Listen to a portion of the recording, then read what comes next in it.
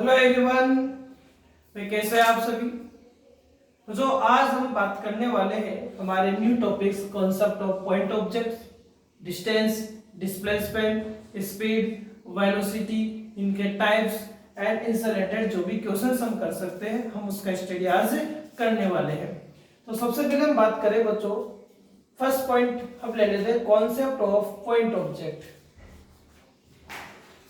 Concept of point object, यदि हम concept of point object की बात करें तो हमें पॉइंट ऑब्जेक्ट हम किस ऑब्जेक्ट को बोलेंगे, पॉइंट ऑब्जेक्ट हम किस ऑब्जेक्ट को बोलेंगे, रिलेटेड टू मोशन। मोशन से रिलेटेड यदि कोई ऑब्जेक्ट मोशन कर रहा है तो हम उसको कब पॉइंट ऑब्जेक्ट बोलेंगे, हमें उसका स्टडी करना है। तो मैं मान लेता हूं कि बच्चों ये कोई कार आपके पास है या कोई ऑब्जेक्ट ले लेते हैं, ये कोई ऑब्जेक्ट आपके पास है, ये कोई ऑब्जेक्ट है और इस ऑब्जेक्ट का मैं मान लेता हूं बच्चों लेंथ, सपोज करें इस ऑब्जेक्ट का लेंथ 15 मीटर है। कितना लेंथ है? 15 मीटर है। हम सपोज कर लेते हैं कि बच्चों ये ऑब्जेक्ट अभी कहां पर है, दिल्ली के अंदर है और ये ऑब्जेक्ट मोशन कर रहा है और मोशन करता हुआ ये ऑब्जेक्ट कहां पहुंच चुका है, ये पहुंच चुका मान लो जम्मू पहुंच चुका है। भाई कहां पहुंच चुका है बच्चों? जम्मू। मैं मान लेता हूं कि अप्रोक्सीमेट यहाँ डिस्टेंस जो है वो 650 किलोमीटर है। ये ऑब्जेक्ट स्टार्टिंग में इनिशियली ऑब्जेक्ट कहाँ है, दिल्ली के अंदर है और वो 650 किलोमीटर डिस्टेंस कवर करके जम्मू पहुंच चुका है।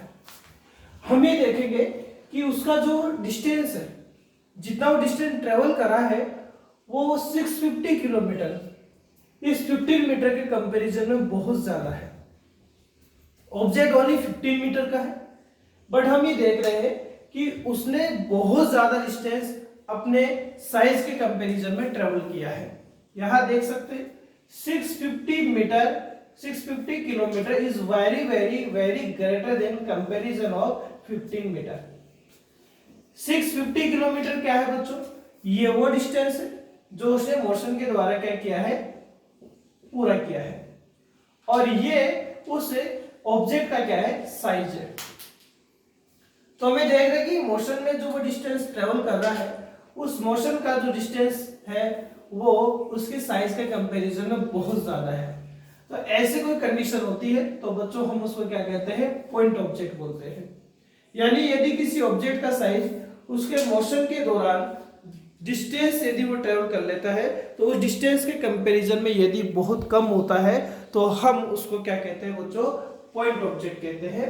बच्चों एनसीईआरटी का जो बुक अपने पास है उस बुक में एक्सरसाइज में जो क्वेश्चन नंबर 3.1 है, एक्सरसाइज की बात कर रहा हूं, उसमें 4 पोर्शन अपने को दिए हुए हैं और आपको वहां पॉइंट ऑब्जेक्ट के कॉन्सेप्ट से रिलेटेड कुछ उसने स्टेटमेंट दिए हैं। तो वो स्टेटमेंट आप करने की कोशिश करें और आप यह देखें वहां यदि कोई ऑब्जेक्ट डिस्टेंस ज्यादा ट्रेवल कर रहा है और उसका साइज यदि बहुत कम आपको पता चल रहा है तो आप ये कह सकते हैं कि वो ऑब्जेक्ट कैसा ऑब्जेक्ट होगा, कॉन्सेप्ट यानी पॉइंट ऑब्जेक्ट होगा। अब यदि हम बात करें बच्चों डिस्टेंस की बात करते हैं, डिस्प्लेसमेंट की हम बात करते हैं, दोनों को हम साथ साथ ही पढ़ाएंगे भाई। तो देखते हैं अब डिस्टेंस एंड डिस्प्लेसमेंट को। तो देखो भाई बच्चों डिस्टेंस एंड डिस्प्लेसमेंट, देखिए बच्चों क्या होता है। जैसे बच्चों यहां हम डिस्टेंस ले लेते हैं और यहां हम लिख लेते हैं डिस्प्लेसमेंट, क्योंकि मैं दोनों को साथ ही पढ़ाने वाला हूं भाई, डिस्टेंस को भी डिस्प्लेसमेंट को भी। हमें ये पता है बच्चों, एक एग्जांपल के थ्रू हम समझाते हैं। ये नॉर्थ डायरेक्शन होता है, ये साउथ होता है और अकॉर्डिंग टू ज्योग्राफिकल ये वेस्ट और ईस्ट भी हो जाता है। आपको ये कह रहे हैं हम कि कोई ऑब्जेक्ट है, एक ऑब्जेक्ट है बच्चों, वो इनिशियली क्या कर रहा है, ईस्ट डायरेक्शन में मूव कर रहा है।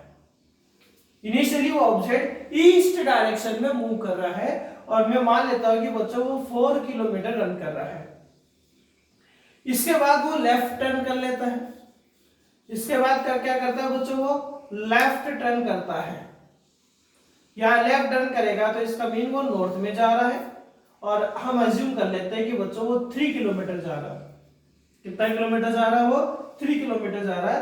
क्वेश्चन आपसे पूछा जा रहा है कि यार आपको डिस्टेंस एंड डिस्प्लेसमेंट बताना है।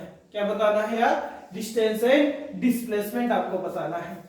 तो देखो किस तरीके से हम फाइंड करेंगे। देखो ईस्ट में जा रहा है, वो ईस्ट में जा रहा है, कितना किलोमीटर जा रहा है भाई? वो ईस्ट में या 4 किलोमीटर ट्रेवल कर रहा है। तो ये बच्चों उसका इनिशियल पॉइंट हो गया, ये उसका कौन सा पॉइंट हो गया? उसका इनिशियल पॉइंट हो गया, उसका इनिशियल पोजीशन हो गया, ये जहां से वो स्टार्ट हो रहा है। फिर वो लेफ्ट में टर्न कर रहा है, कितना किलोमीटर तक? 3 किलोमीटर तक। तो ये दो लेफ्ट में टर्न कर चुका है, वो लेफ्ट में यानी नॉर्थ में जाएगा वो, और लेफ्ट में टर्न कर रहा है, और कितना किलोमीटर टर्न कर रहा है? 3 किलोमीटर। आगे हमने उसका मोशन का कोई कंडीशन नहीं बता रखा, इसका मतलब हो गया बच्चों वो उसका फाइनल कंडीशन हो गया, फाइनल पोजीशन हो गया उसका।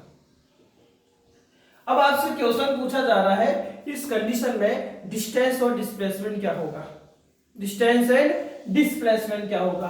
तो देखिए आप ये देखिए, सबसे पहले ये उसका मैं मान लेता हूं पाथ नंबर फर्स्ट है, ये उसका पाथ नंबर क्या है? सेकंड है। यदि आप इस पाथ की कंप्लीट लेंथ को 5 सेकंड की कंप्लीट लेंथ के साथ आप यदि ऐड कर देंगे तो बच्चों वो आपको क्या प्राप्त करवाएगा? डिस्टेंस को प्राप्त करवाएगा। यानी टोटल पाथ का जो लेंथ आपके पास आता है, या आप भी कह सकते हैं कि ऑब्जेक्ट जितना डिस्टेंस ट्रेवल कर रहा है या जितना वो लेंथ कवर कर रहा है, जितना पाथ का लेंथ होता है। यहां देखो ये पाथ नंबर फर्स्ट, ये पाथ नंबर सेकंड हम कह रहे हैं, तो जितना यहाँ पर पाथ का लेंथ अपने पास कवर हो रहा है, पाथ फर्स्ट का लेंथ प्लस पाथ सेकंड का लेंथ, ये सारा आपके पास क्या होता है? डिस्टेंस होता है। तो फाइंड करते हैं। जैसे यहाँ डिस्टेंस क्या होगा, तो पाथ फर्स्ट का लेंथ कितना बच्चों? 4 किलोमीटर है। पाथ सेकंड का लेंथ कितना है बच्चों? 3 किलोमीटर है। तो टोटल 7 किलोमीटर आपके पास क्या आ चुका है? डिस्टेंस आ चुका है। ये फर्स्ट वन डिस्टेंस निकाल लिया। यानी जो डिस्टेंस होता है उसका डेफिनेशन क्या लिखेंगे? Total length of path travel by any object. यानी कोई भी ऑब्जेक्ट जितना पाथ को ट्रेवल करता है उसकी टोटल लेंथ को हम क्या कहते हैं बच्चों? डिस्टेंस बोलते हैं। क्या बोलते हैं उसको? डिस्टेंस बोलते हैं। तो ये डिस्टेंस आपके पास हो गया। अब यदि हम बात करें कि सर डिस्प्लेसमेंट क्या होता है, क्या बात कर रहे हैं भाई? डिस्प्लेसमेंट क्या होता है? तो आप ये देखें कि उसका इनिशियल पोजीशन क्या है, उसका फाइनल पोजीशन क्या है। देखो उसका इनिशियल पोजीशन क्या है, उसका इनिशियल पोजीशन क्या है आपके पास में? ये है, ये इनिशियल पोजीशन है। मैं मानता हूं बच्चों इनिशियल पोजीशन उसका ए है। उसका फाइनल पोजीशन क्या बच्चों? ये बी है।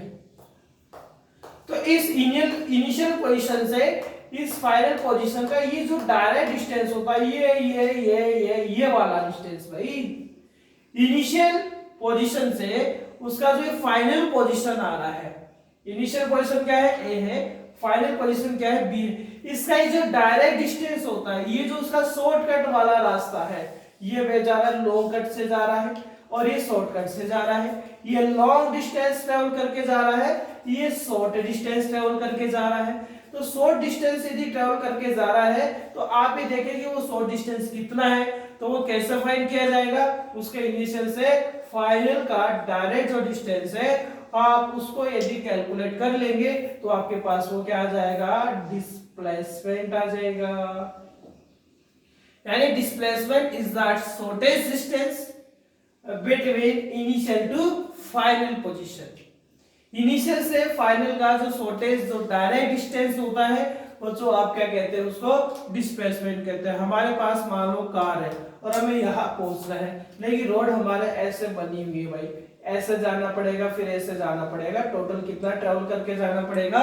7 किलोमीटर। लेकिन एरोप्लेन है, एरोप्लेन तो सीधा उड़ जाएगा, ऐसे बिल्कुल सीधा चला जाएगा। तो हम तो क्या कर रहे हैं? ट्रेवल डिस्टेंस ट्रेवल कर रहे हैं। और एरोप्लेन कैसे जा रहा है? बिल्कुल डायरेक्ट जा रहा है, उसको किसी रोड की रिक्वायरमेंट नहीं है, बिल्कुल इनिशियल से फाइनल की साइड वो डायरेक्ट डिस्टेंस ट्रेवल करके जाएगा। तो वो कम डिस्टेंस ट्रेवल करेगा, उसको क्या कहा जाएगा? डिस्प्लेसमेंट कहा जाएगा। और हमारे द्वारा जो डिस्टेंस ट्रेवल की जाएगी वो टोटल पाथ का लेंथ होगा, टोटल पाथ का लेंथ होगा, और टोटल पाथ का लेंथ कितना हो गया? 7 किलोमीटर हो गया। तो यदि मैं आपसे पूछूंगा डिस्प्लेसमेंट बताओ इसमें, तो डिस्प्लेसमेंट देखो कैसे आप एक्सप्लेन कर सकते हैं। यहाँ क्या पता चल रहा है कि एक ट्राइंगल यहाँ बन चुका है, और वो ट्राइंगल जो है वो एक राइट ट्राइंगल है। इसका भी पाइथागोरस थ्योरम यदि मैं अप्लाई करूं तो मुझे हाइपोटेन्यूज फाइंड करना पड़ेगा। क्या फाइंड करने के लिए? यहाँ क्या फाइंड करने के लिए? वही यहाँ डिस्प्लेसमेंट फाइंड करने के लिए। तो ये क्या आ जाएगा बच्चों? 3 का स्क्वायर प्लस क्या आ जाएगा? 4 का स्क्वायर। मीन आपको यहाँ पर अप्लाई कर देनी है पाइथागोरस थ्योरम। तो ए बी का स्क्वायर इक्वल्स टू 3 स्क्वायर 9 हो गया, ये बच्चों 16 हो गया। तो ए बी यानी यहाँ डिस्प्लेसमेंट रूट 25 यानी कितना किलोमीटर आ रहा है? 5 किलोमीटर आ रहा है। तो यहाँ हमें क्या पता चल रहा है कि डिस्टेंस के लिए आप क्या करें, जैसे जैसे वो पाथ को कवर करता है उस पाथ के लेंथ को आप ऐड करते जाइए ऑलवेज।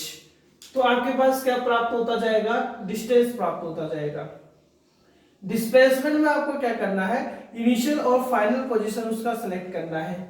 इनिशियल और फाइनल पोजीशन का डायरेक्ट डिस्टेंस आपको फाइंड करना पड़ेगा और फाइंड करने के वहां पर आपको बहुत सारे मेथड दिखाई दे जाएंगे। तो वो डायरेक्ट डिस्टेंस जो होगा, जो शॉर्टेज डिस्टेंस होगा, वो बच्चों क्या होगा? डिस्प्लेसमेंट होगा। तो देखो कंपैरिजन भी हो रहा है दोनों के अंदर और हमें इनका मीन भी पता चल रहा है। ठीक है, अब सेकंड कंपैरिजन हम देखते हैं बच्चों इसका। तो पहला पॉइंट आपको डिस्टेंस में क्या पता चला बच्चों? डिस्टेंस क्या होता है? टोटल लेंथ होता है किसका? पाथ का। जितना भी पाथ वो ट्रेवल करता है उसके टोटल लेंथ को आप ऐड कर देते हैं तो डिस्टेंस आता है। और ये डिस्प्लेसमेंट क्या आता है? ये डायरेक्ट है, या आप ये कह सकते हैं जो शॉर्टेज डिस्टेंस होता है कहां से कहां आता है? Between initial to final position. Initial से फाइनल पोजीशन का जो शॉर्टेज जो डायरेक्ट डिस्टेंस होता है हम उसको क्या बोलते हैं? डिस्प्लेसमेंट बोलते हैं। चलो और क्वेश्चंस देखते हैं इसमें कि जैसे बच्चों मैं ये और क्वेश्चन आपसे क्या पूछ रहा हूं कि मान लो कि ये एक सर्कुलर ट्रैक आपके पास है, कोई सर्कुलर पाथ है और सर्कुलर पाथ का ये पॉइंट नंबर ए है, ये पॉइंट नंबर बी है, ये पॉइंट नंबर सी है, ये पॉइंट नंबर क्या है?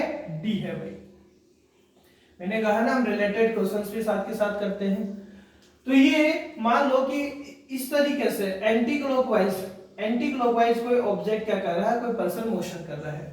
और बच्चों मैं मान लेता हूं कि इस ट्रैक का रेडियस कितना है? स्मॉल आर है।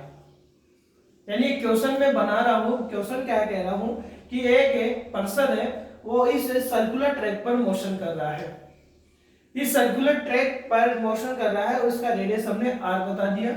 उसके ऐसे 4 पार्ट्स में हमने उसको डिवाइड कर दिया, ए से बी से सी से डी। हमें देखेंगे ये चारों पार्ट एक दूसरे से बिल्कुल सेम एंगल बना रहे हैं। अब हम बात करें कि आपको फाइंड करना है, क्या फाइंड करना है? डिस्टेंस और डिस्प्लेसमेंट फाइंड करना है। ये तब फाइंड करना है जब वो ए टू बी मूव करे, ए टू बी मूव कर रहा हूं, वो ए टू सी मूव कर रहा हूं, वो ए टू डी मूव कर रहा हो बच्चों, और वो डी से ए मूव कर रहा हो। क्या कहा हमने कि मान लो कि वो एक राउंड की यदि हम बात कर रहे हैं, सबसे पहले वो ए टू बी ही मूव कर रहा है, फिर मान लो वो ए टू सी मूव कर जाए तो, फिर मान लो वो ए टू डी मूव कर जाए तो, और उसके बाद वो ए टू ए, ये ए टू ए है भाई, ए टू ए मूव कर जाए तो, यानी स्टार्टिंग में यदि वो केवल ए से बी जा रहा है, फिर बाद में वो ए से सी जाने लग गया, फिर बाद में मान लो वो ए से डी जा रहा है, फिर वो ए से वापस ए आ रहा है, मतलब पहले क्या कर रहा है वो ए से स्टार्ट हुआ बी पर रुक चुका है। तो यहाँ ए से बी स्टार्ट होगा, यदि बी तक जाता है तो उसका डिस्टेंस और डिस्प्लेसमेंट बताना है। फिर ए से सी जा चुका है, ए से वो सी जा चुका है आपके पास में, तो ए से सी यानी ए से स्टार्ट हुआ सी पर स्टॉप हो चुका है, तब तक आपको डिस्टेंस और डिस्प्लेसमेंट बताना है। ऐसे ए टू डी है और ऐसे ए टू ए है आपके पास में। तो सबसे पहले बच्चों हम बात करते हैं ए टू बी तक की हम बात करते हैं। तो ए टू बी तक आप ये देखें सबसे पहले कि यहाँ देखो पूरा यदि वो बात कवर कर ले, चलो मैं उल्टा चलता हूँ, इसको उल्टा मतलब ए टू ए तक की बात करता हूँ पहले, अच्छा समझ में आएगा।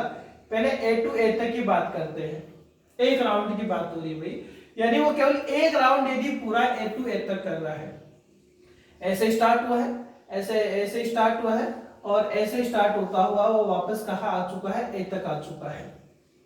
ऐसे स्टार्ट होगा वापस ए तक आ चुका है। तो हम ये देख रहे हैं, सबसे पहले आप डिस्प्लेसमेंट फाइंड कर लीजिए भाई। और बच्चों डिस्प्लेसमेंट में आपको क्या देखना पड़ेगा, उसका इनिशियल और उसका फाइनल पॉइंट देखना पड़ेगा, उसका इनिशियल एंड फाइनल पोजीशन अपने को देखना पड़ेगा। और हम ये देख रहे वो ऐसे ही स्टार्ट हो रहा है और वो एंटी क्लॉकवाइज मूव करता हुआ वापस ए पर रिटर्न हो चुका है, यानी उसका इनिशियल और वो फाइनल जो पोजीशन है वो बिल्कुल सेम आपको दिखाई दे रहा है। उसका इनिशियल और फाइनल पोजीशन अपने को सेम दिखाई दे रहा है। इसका मीन अपने पास क्या हुआ, इसका मीन हुआ कि इनिशियल फाइनल में यहाँ कोई भी डिस्टेंस नहीं आ रहा है।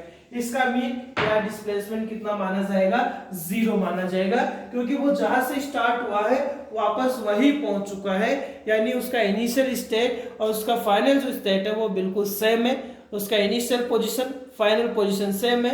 इसका मीन इनिशियल और फाइनल के मिड में कोई भी डिस्टेंस या वो ट्रेवल नहीं हो पा रही है। क्यों? क्योंकि हम बात करते हैं कि इनिशियल और फाइनल का यदि आपको डायरेक्ट डिस्टेंस पता हो तभी तो आप क्या बोलते हैं, तभी तो हम कहते हैं कि वहां डिस्प्लेसमेंट आ रहा है। लेकिन यहाँ पर इनिशियल फाइनल सेम हो चुका है, तो यहाँ बच्चों डिस्प्लेसमेंट कितना होगा, 0 होगा। अब यदि हम बात करें इसी में डिस्प्लेसमेंट की बात हो चुकी है, तो डिस्टेंस की बात हम करते हैं। हम डिस्टेंस की बात करते हैं तो देखो बच्चों, यदि हम देखें कि वो एक राउंड पूरा कर रहा है भाई, और कौन से ट्रैक पर कर रहा है, सर्कुलर ट्रैक पर कर रहा है, तो सर्कुलर ट्रैक का जो लेंथ होता है वो सर्कमफेरेंस आपके पास होता है। और एक सर्कमफेरेंस का टोटल लेंथ कितना मानते हैं बच्चों, 2πr मानते हैं। एक सर्कुलर पाथ का जो टोटल लेंथ होता है, या भी कह सकते हैं तो पूरी सरफेस होती है सर्कमफेरेंस जिसको कहा जाता है, उस पूरी का लेंथ कितना होता है, 2πr होता है। पूरी का लेंथ 2πr होता है, तो ये पूरा राउंड ही कवर कर रहा है। ऐसे स्टार्ट हुआ वापस ए पर ही रिटर्न हो रहा है। इसका मीन हुआ उसका टोटल यहाँ पर डिस्टेंस कितना होगा, उसका टोटल लेंथ होगा। और टोटल लेंथ इस पाथ का सर्कमफेरेंस यानी L 2πr के क्या होगा, इक्वल होगा। तो यहाँ ऐसे a तक यदि वो रिटर्न हो रहा है तो यहाँ डिस्टेंस कितना होगा, 2πr होगा। पहली बात क्लियर है भाई आपके पास। सबसे पहले मैंने लास्ट वाला a to a वाला आपको एक्सप्लेन किया है, जिसमें डिस्प्लेसमेंट 0 आ रहा है बट डिस्टेंस कितना आ रहा है, 2πr। जैसे मैं मान लो कहता हूं आपको बच्चों की 5 राउंड कवर कर रहा है पूरे, ये 5 टाइम क्या कर रहा है, यहाँ पर राउंड लगा रहा है, तो इसका टोटल लेंथ कितना हो जाएगा, 5 से मल्टीप्लाई हो जाएगा। कितना हो जाएगा, 5 × 2πr, तो 10πr हो जाएगा। यानी एक कंप्लीट सर्कुलर पाथ का जो डिस्टेंस होता है वो सर्कमफेरेंस के इक्वल होता है, जिसका वैल्यू कितना होगा, 2πr होगा। अब हम देखते हैं बच्चों यहाँ पर सेकंड पॉइंट देखते हैं, A to D वाला देख लेते हैं। सेकंड देखते हैं बच्चों A to D तक का देखते हैं हम। A to D तक का डायग्राम वापस से बना देता हूं मैं एक बार, ये A to D तक का केवल इतना पाथ ट्रेवल हो रहा है भाई। ऐसे स्टार्ट हुआ, B पर गया, फिर C पर भी गया और D पर आकर स्टॉप हो चुका, ऐसे जा रहा है। मान लो वो इस तरीके से मूव कर रहा है, ये रेडियस है उसका। वो ऐसे स्टार्ट हुआ है और ऐसे स्टार्ट होता हुआ वो कहां पर स्टॉप हो गया है, D पर स्टॉप हो गया है भाई। तो देखो बच्चों ऐसे डी तक का, देखो मैंने ऐसे डी तक का ही पाथ बनाया है यहाँ पर, ठीक है, ऐसे डी तक का पाथ बनाया है। तो देखो यहाँ कैसे होगा, यानी यहाँ से स्टार्ट हुआ बच्चों वो और डी पर स्टॉप हो चुका है।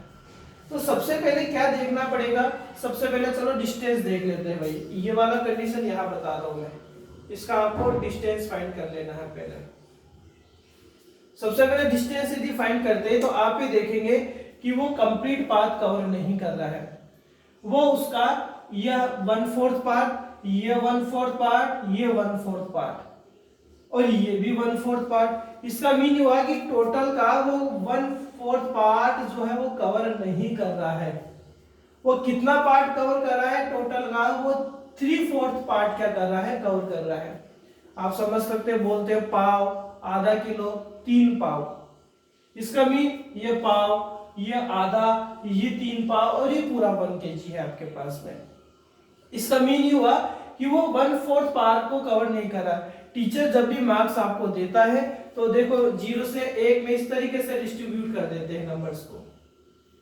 आते नहीं आते भाई?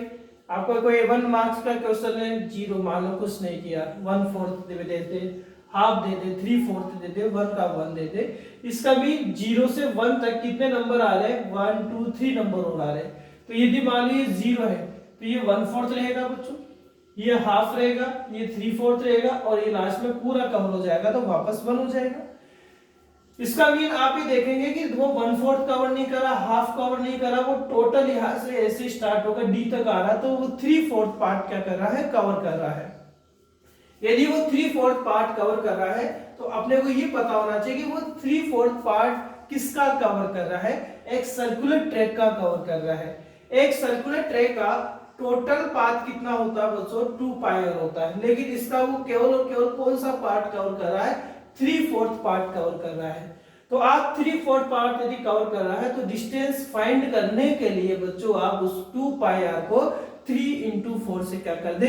मल्टीप्लाई कर दे। तो देखो सोल्व आप करेंगे तो ये कैंसिल हो जाएगा, 2 आ जाएगा, तो 3/2 ये कैंसिल हो रहा भाई, और क्या आ जाएगा? पाई आर। अब आर का वैल्यू आपको जो भी दे उसके अकॉर्डिंग आप यहाँ डिस्टेंस फाइंड कर लेंगे, और पाई का वैल्यू भी आप यहाँ क्या कर सकते हैं? 3.14 पुट कर सकते हैं, जिससे अपने पास क्या आ जाएगा? डिस्टेंस आ जाएगा। और हम देखें भाई, अब आपको क्या फाइंड करना है बच्चों? अब अपने को यहाँ डिस्प्लेसमेंट फाइंड करना है। क्या फाइंड करना है? डिस्प्लेसमेंट। और डिस्प्लेसमेंट के लिए बार बार क्या कहा जा रहा है? ये कहा जा रहा है कि आपको इनिशियल से फाइनल का क्या पता होना चाहिए? डायरेक्ट डिस्टेंस पता होना चाहिए, शॉर्टेज डिस्टेंस पता होना चाहिए। तो इनिशियल देखिए आप, इनिशियल बच्चों कहां से स्टार्ट हो रहा है? ए से, तो ये बच्चों उसका इनिशियल है, ये इसका इनिशियल है, और ये इसका फाइनल है। ये इनिशियल है और ये आपके पास क्या? फाइनल है। इसका डायरेक्ट डिस्टेंस देखते हैं हम। तो यहाँ बच्चों हम क्या करते हैं?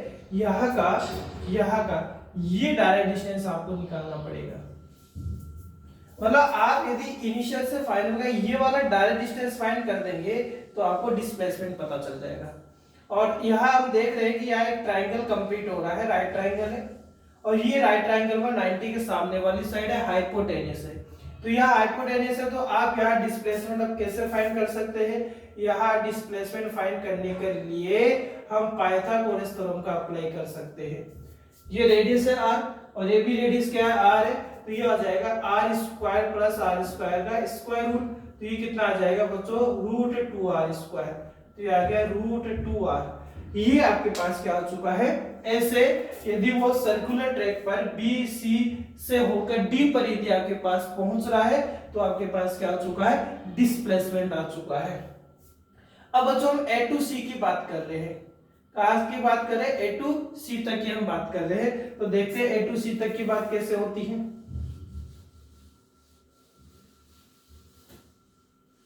ये हटा देता हूं भाई, ठीक है।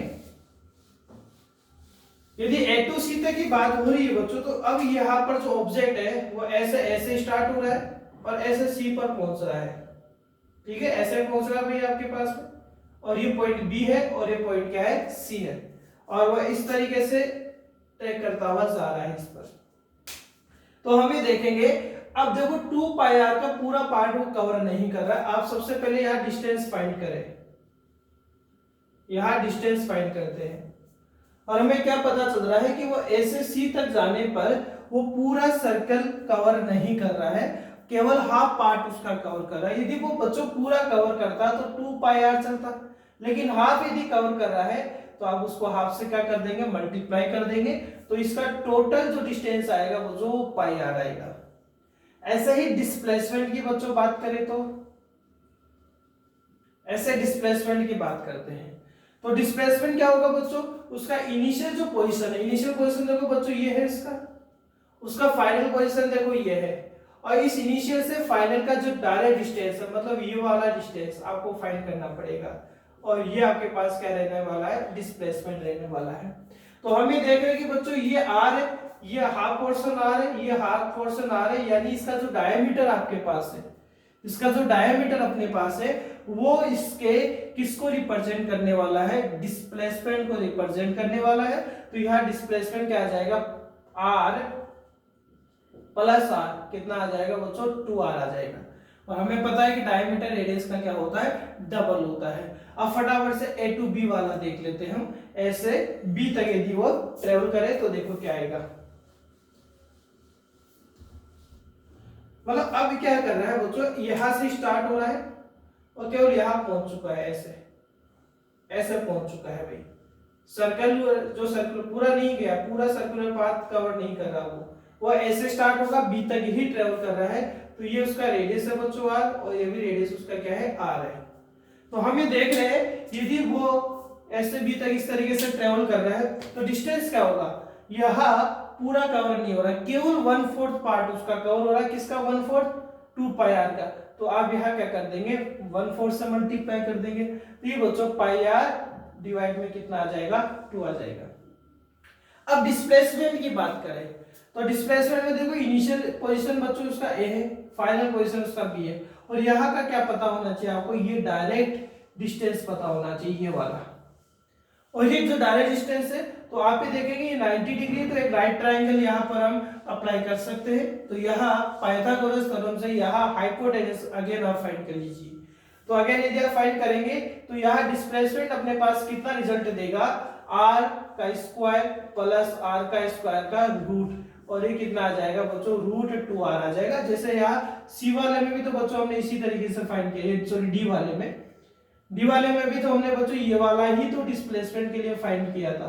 तो ये हम देख रहे हैं कि यहाँ डिस्प्लेसमेंट इनिशियल और फाइनल का क्या आ रहा है, डायरेक्ट डिस्टेंस ही आता है।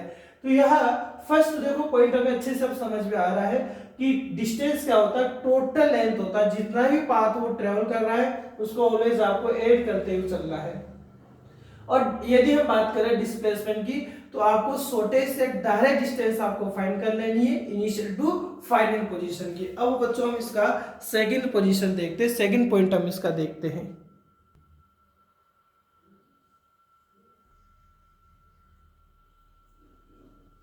तो अब देखते हैं बच्चों हम इसके सेकंड पॉइंट को डिस्कस करते हैं। और सेकंड पॉइंट देखते हैं बच्चों, बड़ा अच्छा पॉइंट है। देखिए क्या है कि बच्चों डिस्टेंस ऑलवेज कैसी होती है, पॉजिटिव होती है, ऑलवेज क्या होती है, इंक्रीज होती है, कभी ये डिक्रीज नहीं होती है। डिस्टेंस ऑलवेज कैसी होती है, पॉजिटिव होती है, और ऑलवेज इसमें इंक्रीमेंट ही होता है, कभी भी डिक्रीमेंट नहीं होता है। बट डिस्प्लेसमेंट जो होता है बच्चों वो पॉजिटिव भी हो सकता है, नेगेटिव भी हो सकता है, मे बी 0 भी हो सकता है, और मीन ये डिक्रीज भी हो सकता है। अच्छा सर समझाइए इसको कैसे होता है। तो चलो समझते भाई इसको कैसे होता है, और बड़ा अच्छे से एग्जांपल से समझते हैं। मान लो कि कोई ए पर्सन है, कौन है भाई, ए पर्सन है, और इस ए पर्सन का जो होम है, ये होम है, ये मार्केट है, ये मार्केट नंबर फर्स्ट है, और ये इस साइड में मार्केट नंबर सेकंड है। इस ए का होम यहां पर है भाई, कहां पर है, इस जगह पर है, ये होम है, ठीक है। और यहां पर क्या हो रहा है बच्चों, यहां पर अपने पास क्या हो रहा है, इसको इसकी मदर ने कहा भाई तू मार्केट जा, तो इस मार्केट से ये सामान परचेज कर, मार्केट नंबर फर्स्ट में जा, ठीक है। और ये जो मार्केट नंबर फर्स्ट है बच्चों उसके घर से 2 किलोमीटर के डिस्टेंस पर है, और ये जो मार्केट नंबर जो 2 है बच्चों उसके घर से 3 किलोमीटर का डिस्टेंस पर है, इसलिए ही वो मार्केट नंबर फर्स्ट में उसको भेज रही है भाई। उसकी मदर ने कहा कि आप क्या करें भाई बेटा, आप जाइए मार्केट नंबर फर्स्ट में और ये सामान आप परचेज करके लेकर आइए, ठीक है भाई। मार्केट नंबर फर्स्ट में जा रहा है क्योंकि डिस्टेंस कम ट्रेवल करनी पड़ेगी वहां, तो देखो वो गया है भाई, वो ऐसे मार्केट नंबर फर्स्ट में मान लो पहुंच गया है।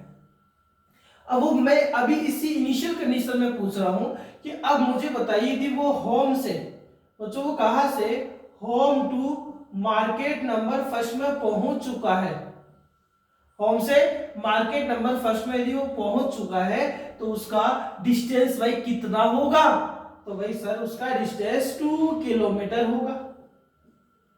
अब मैं आपसे कहता हूं आप डिस्प्लेसमेंट भी मुझे बताइए, तो आप बोलेंगे सर डिस्प्लेसमेंट भी 2 किलोमीटर ही, क्योंकि होम से मार्केट में एक स्ट्रेट लाइन में जा रहा है, और इस स्ट्रेट लाइन में हम ये देख रहे हैं कि होम और मार्केट इनिशियल ये फाइनल है, और दोनों का पोजीशन आपके पास में 2 किलोमीटर रहने वाला है, क्योंकि टोटल पाथ भी यहाँ 2 किलोमीटर है।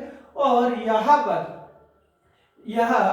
डिस्प्लेसमेंट भी 2 किलोमीटर है, क्योंकि इनिशियल से फाइनल का शॉर्टेज डिस्टेंस भी यही रहेगा।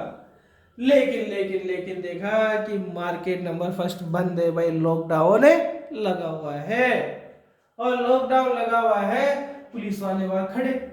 जैसे ही पुलिस वाले को देखा भाई, जैसे पुलिस वाले को देखा, पता आप क्या करने वाले, फटाफट से भाग कर आया, और भाग कर आ गया, कहाँ भाग कर आ गया, वापस अपने होम पर आ गया। तो ये होम से M1 गया, मार्केट 1 गया, फिर मार्केट 1 से वापस होम आ चुका है। तो पहला जो कंडीशन था बच्चों, मैंने जो जिसमें डिस्टेंस और डिस्प्लेसमेंट पूछा वो ये कंडीशन था। अब मैं आपसे पूछ रहा हूं कि जब वो होम से मार्केट गया है, अगेन मार्केट से होम आया है, यानी अब पूछ रहे हैं होम टू M1, ऐसा लिख देता हूं इसको, होम टू M1 गया है और M1 से अगेन का आया है, होम आया है। अब डिस्टेंस कितना होगा, पहले A से M1 गया, M1 से H आया, अब डिस्टेंस कितना होगा, टोटल लेंथ ऑफ पाथ 2 + 2 कितना किलोमीटर रहेगा बच्चों, 4 किलोमीटर रहेगा। क्लियर है, बिल्कुल क्लियर है भाई साहब। लेकिन अब यहाँ डिस्प्लेसमेंट कितना होगा इस कंडीशन, हमें देखेंगे यदि होम से मार्केट गया है, मार्केट से होम आया, तो उसका इनिशियल पोजीशन भी होम है, उसका फाइनल पोजीशन भी क्या है, होम है। तो होम और इनिशियल होम फाइनल है, इसका मीन ये इनिशियल ये फाइनल, यानी डिस्प्लेसमेंट कितना आ गया, 0 आ गया। यानी उसके इनिशियल और फाइनल पॉइंट के मिड में यहाँ कोई डिस्टेंस आपको पता नहीं चल रही है, वो सेम है आपके पास में पॉइंट। इसका मीन हुआ कि यहाँ उसका डिस्प्लेसमेंट कितना हो गया, 0 हो गया। देखिए यहाँ पॉजिटिव में आ रहा था, यहाँ चलो पॉजिटिव में आ रहा था, अगेन यहाँ डिस्टेंस पॉजिटिव में आ रहा है, लेकिन यहाँ 0 आ रहा है भाई डिस्प्लेसमेंट। अब और कंडीशन कि मदर ने कहा भाई बेटा मार्केट से सामान लाना तो जरूरी था, वो वाला जो पब्लिक एरिया है, इसलिए वहां लोग क्या है ज्यादा भीड़ लगाते, इसलिए मार्केट लॉकडाउन की वजह से बंद है। लेकिन यहाँ जाना तो 2-3 दुकानें खुली मिल जाएगी, होता था ना लॉकडाउन में। चलो ठीक बेटे ना बोलते, हाँ ठीक है मदर मैं जा रहा हूँ। तो ये फिर वापस क्या करता है, ये इस होम जैसे पहुंचता तो 3 किलोमीटर जो लेफ्ट साइड में मार्केट था, मार्केट नंबर 2, वहां पर अपने बच्चे को ये भेज देते हैं भाई, उसके मदर ने भेज दिया। अब बताइए डिस्टेंस क्या होगा, अब कौन सा डिस्टेंस पता करना, होम से मार्केट गया है, मार्केट से होम गया है, और वापस मार्केट नंबर 2 में पहुंचा है। वो वापस कहां पहुंचा है बच्चों, वो मार्केट नंबर 2 में पहुंचा है। अब यहां से होम से मार्केट नंबर 1 2 किलोमीटर पर था, अगेन आया 2 किलोमीटर, अब वापस रिटर्न कितना गया है, 3 किलोमीटर गया है। अब यहाँ टोटल डिस्टेंस क्या होगा, 2 + 2 + 3 7 किलोमीटर, अगेन पॉजिटिव, अरे बढ़ता ही जा रहा है, 2 4 7 इंक्रीज ही होता जा रहा है। आप कहीं पर भी माइनस के साइन का यूज नहीं करें, कहीं पर भी 0 नहीं लिख रहे आप, ऑलवेज ये पॉजिटिव पॉजिटिव पॉजिटिव, 2 4 7 इंक्रीमेंट, कहीं डिक्रीमेंट नहीं, यानी ऑलवेज पॉजिटिव है और इंक्रीज हुआ। अब यहां डिस्प्लेसमेंट निकालें।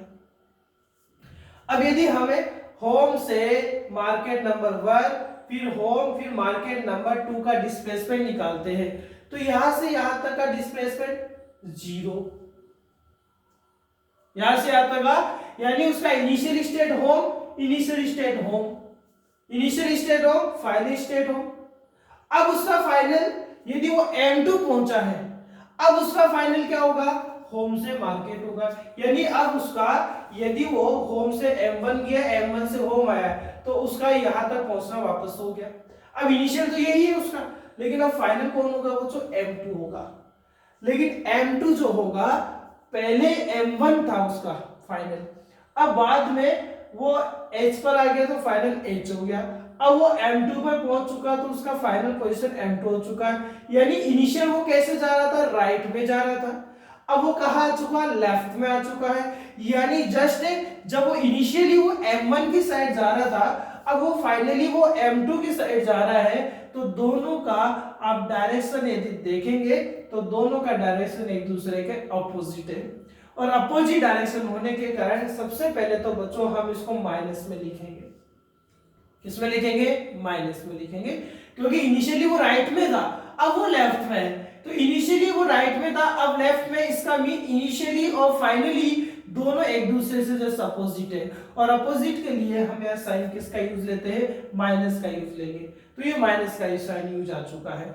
अब हम देखेंगे होम टू, यदि m2 जा रहा है तो वो माइनस में आएगा वैल्यू, और कितना जा रहा है वो 3 किलोमीटर, तो ये 3 किलोमीटर या माइनस का उसका डिस्प्लेसमेंट होगा।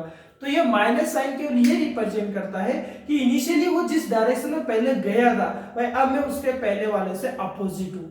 देखो इनिशियली वो m1 में राइट साइड में गया था, लेकिन वो m2 मार्केट की साइड वो लेफ्ट साइड में जा रहा है, इसलिए हमने यह साइन किसका यूज लिया, माइनस का। तो यहां हम देख सकते हैं पहले क्या था, पॉजिटिव 2 ज्यादा, अब 0 डिक्रीज भी हो चुका, 0 भी आ चुका, नेगेटिव भी आ चुका है। इसका मीन डिस्टेंस ऑलवेज पॉजिटिव होती है, इंक्रीज होती है, डिक्रीज कभी नहीं हो सकती। डिस्प्लेसमेंट पॉजिटिव नेगेटिव 0 हो सकता है और डिक्रीज भी हो सकता है। बताओ बात समझ में आएगी, ये इस तरीके से बात अपने समझ में आएगी। इससे हम रिलेशन भी देखेंगे हम, इसी से हम डिस्टेंस और डिस्प्लेसमेंट में आपको रिलेशन बताने वाले हैं। आप देखो फर्स्ट कंडीशन में देखें बच्चों, आप इस इनिशियली फर्स्ट कंडीशन में देखें, मतलब रिलेशन बता रहा हूं भाई, यहां लिख देता हूं मैं relation in distance and displacement. देखिए आप फर्स्ट कंडीशन में देखेंगे, ये फर्स्ट कंडीशन था, ये इसका सेकंड कंडीशन और ये इसका थर्ड कंडीशन, ये फर्स्ट कंडीशन था, ये सेकंड कंडीशन था और ये थर्ड कंडीशन था। फर्स्ट कंडीशन में देखें होम टू मार्केट 1 गया है, तो आप ये देखेंगे डिस्टेंस 2 किलोमीटर चला है। होम टू मार्केट गया है तो डिस्प्लेसमेंट भी 2 किलोमीटर है, यानी इस कंडीशन में यहां पर हम देखेंगे तो यहां डिस्टेंस और डिस्प्लेसमेंट क्या आ रहा है बच्चों, इक्वल आ रहा है। यहां डिस्टेंस और डिस्प्लेसमेंट क्या आ रहा है, इक्वल आ रहा है। अब सेकंड कंडीशन में यदि हम देखें, सेकंड कंडीशन में देखें, फिर थर्ड कंडीशन में देखो डिस्टेंस इंक्रीज हो रहा है, डिस्प्लेसमेंट कम आ रहा है। थर्ड में भी आप देखो ये ज्यादा है और ये कम है। इसका मीन हुआ कि यहाँ डिस्टेंस क्या आ रहा है, अब ज्यादा आ रहा है, किसके कंपैरिजन में, डिस्प्लेसमेंट के कंपैरिजन में। और दोनों को एक साथ रेगुलेट करके लिखे तो हम ऐसा लिख सकते हैं कि डिस्टेंस या तो इक्वल होता है या तो ज्यादा होता है, किससे, डिस्प्लेसमेंट से, या इक्वल होता है किससे, डिस्प्लेसमेंट से। तो ये आपके पास क्या आ चुका है, रिलेशन आ चुका है। यानी डिस्टेंस इज ग्रेटर देन या इक्वल किसके होता है बच्चों, डिस्प्लेसमेंट के होता है। और यदि हम इनका रेशियो भी फाइंड करना चाहे, चलो इसको हटा देते हैं, अब रिलेशन अच्छे से समझते हैं भाई। यदि हम इसका क्या फाइंड करना चाहे, यहां से रिलेशन भी फाइंड करना चाहे, तो देखो क्या हो सकता है। यहां पता चला अपने पास में कि डिस्टेंस या तो ज्यादा होता है या क्या होता है बच्चों, इक्वल होता है। अब हम इसका रिलेशन और देखते हैं, इसको आगे और बढ़ाते हैं। तो देखें आप कि देखो यदि मैं डिस्प्लेसमेंट को इस साइड लेकर आ जाऊं, मैं डिस्टेंस को डी लिख देता हूं केवल, ठीक है, डी, और इसको बच्चों डीपी लिख देता हूं, डिस्प्लेसमेंट। यदि ये इस तरीके से था, ये पोर्शन इधर आ गया, तो यहां केवल क्या बचेगा, 1 रहेगा। इसका मीनिंग हुआ कि डिस्टेंस इसको आप डिवाइड में लेकर आ चुके हैं, डिस्प्लेसमेंट है ये, ठीक है, और इन दोनों का रेशियो, ये साइड एज इट इज रहेगा, इन दोनों का रेशियो, यानी हम ये कह सकते हैं डी और डीपी का रेशियो या तो 1 के इक्वल रहेगा, या डी या डीपी का जो रेशियो रहेगा वो 1 से क्या रहेगा, ऑलवेज ग्रेटर देन रहेगा, 1 से लेस देन कभी भी नहीं आता है भाई। यानी डिस्टेंस और डिस्प्लेसमेंट का रेशियो या तो 1 के इक्वल होता है या 1 से क्या होता है, ऑलवेज ग्रेटर देन होता है। तो देखो 2 पॉइंट अपने को समझ में आ चुके हैं। इन दोनों पॉइंट के हमने साथ ही साथ क्वेश्चन भी आपको समझाया कि किस तरीके से ये एक्सप्लेनेशन अपने पास हो रहा है, और यहाँ डिस्टेंस और डिस्प्लेसमेंट में हम रिलेशन भी बता चुके हैं। क्लियर है भाई। आप देखो बच्चों, नोट करना चाहे तो आप साथ साथ नोट कर लिया करें या इसको पोज कर लिया करें।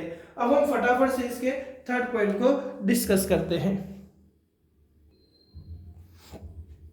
तो देखते हैं बच्चों, थर्ड पॉइंट हम देखते हैं।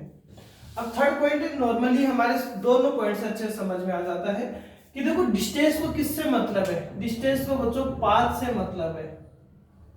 डिस्टेंस को ये नहीं मतलब है कि मैं कहां से स्टार्ट हो रहा कहां जा रहा हूं, क्योंकि आप जब भी डिस्टेंस को कैलकुलेट करते हैं तो आप टोटल पाथ को क्या कर लेते हैं, ऐड कर लेते हैं, टोटल पाथ के लेंथ को ऐड कर लेते हैं। उसको ये नहीं मतलब कि मैं लेफ्ट जा रहा हूँ, राइट जा रहा हूँ, ऊपर जा रहा हूँ, नीचे जा रहा हूँ, सर्कल में घूम रहा हूँ, उसको कोई मतलब नहीं है।